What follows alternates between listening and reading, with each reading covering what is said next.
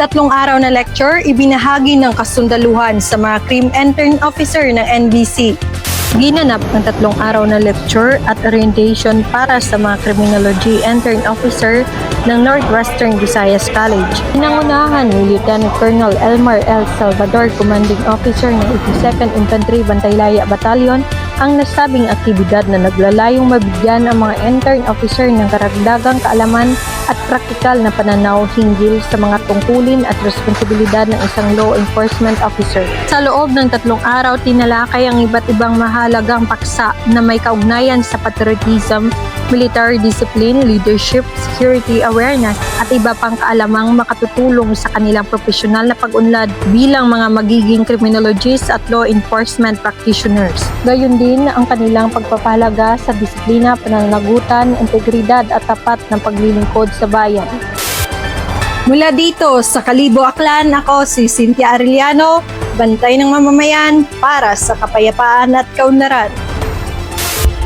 Isinagawa sa Numancia, Aklan ang turnover ceremony para sa natapos na working and training hall sa ilalim ng Indian Grand Assistant to the implementation of Quick Impact Projects na layong suportahan ang mga programang pangkaunlaran ng komunidad. Nagbigay pugay ang bayan ng Numancia, Aklan sa pagbisita ni Ambassador of India to the Philippines, His Excellency Sri Harsh Kumar Jain, para sa inaugurasyon ng Indian Quick Impact Project o IQIP.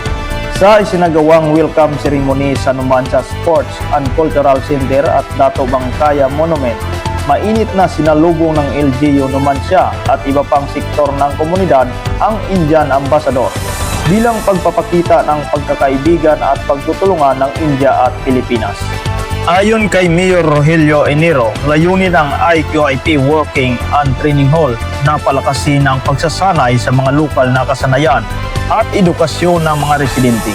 Inaasahang magsisilbi rin itong mahalagang pasilidad para sa pagpapaunlad ng kakayahan ng komunidad, pagpapabuti ng paghahatid ng serbisyo, pagsusulong ng sosyo-ekonomikong kaunlaran ng bayan. Mula dito sa Numancia, Aklan, ako si Luis Sonyo, bantay ng mamamayan para sa kapayapaan at kaunlaran.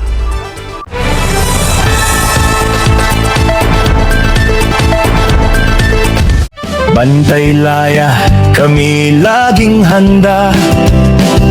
Lingkod bayan sa serbisyo'y tapat. Laging handang tumulong sa bawat hakbang. Sa inyong tabi kami maglilingkod ng buong dangal.